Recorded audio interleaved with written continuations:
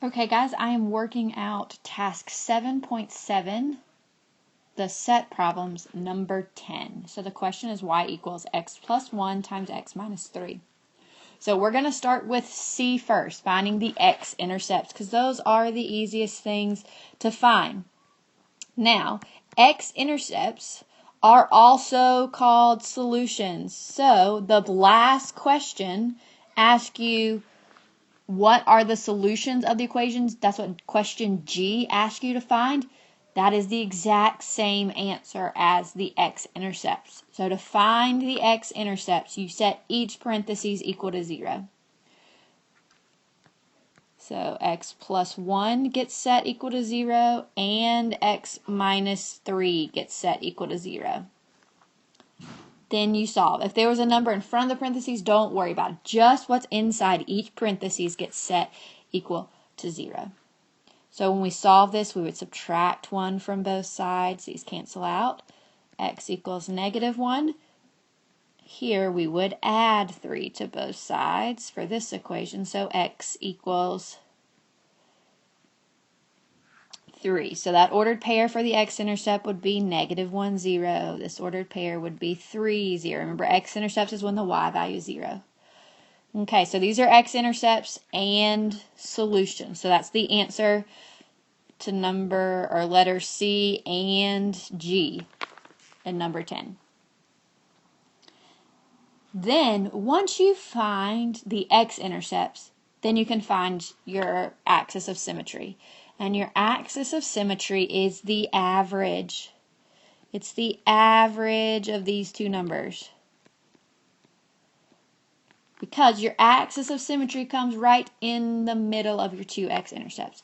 So we're going to add those two together and divide by 2.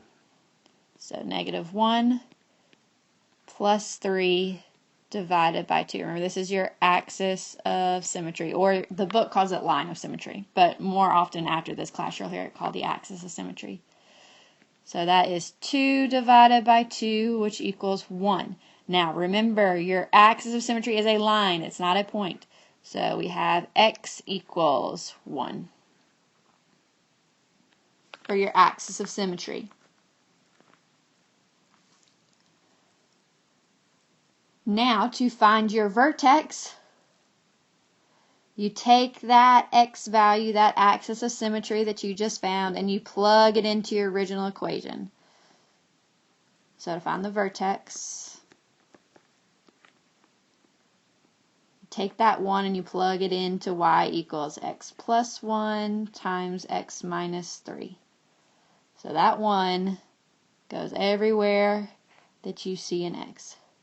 So y equals 1 plus 1 times 1 minus 3.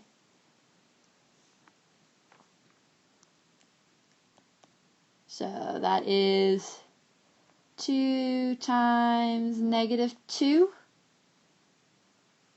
which is -4. So your vertex, remember, is an ordered pair. Here's the x-coordinate, here's the y-coordinate. So 1, -4 is your vertex. The last thing you need to find is your y-intercepts.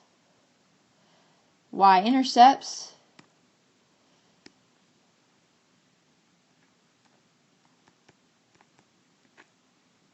is when x is 0. So you go to your original equation, the y equals x plus 1, x minus 3, and you make x be 0.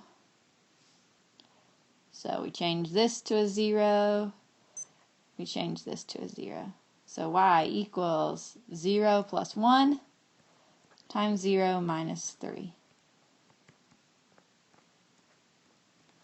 So 1 times -3 is -3. If we wanted to write that as an ordered pair, that would be 0, -3.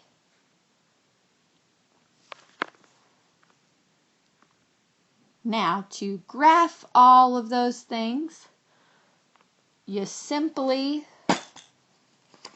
are going to draw your grid lines on the graph since it doesn't give you specific grid lines. So let me go to a new sheet of paper.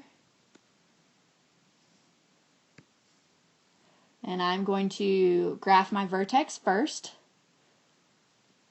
So 1, -4. The axis of symmetry is the vertical line that goes right down through the middle of that. My x-intercepts, graph them on the x-axis. So I had -1 and I had 3. If you wanted to also graph your y-intercept, remember that's on the y-axis.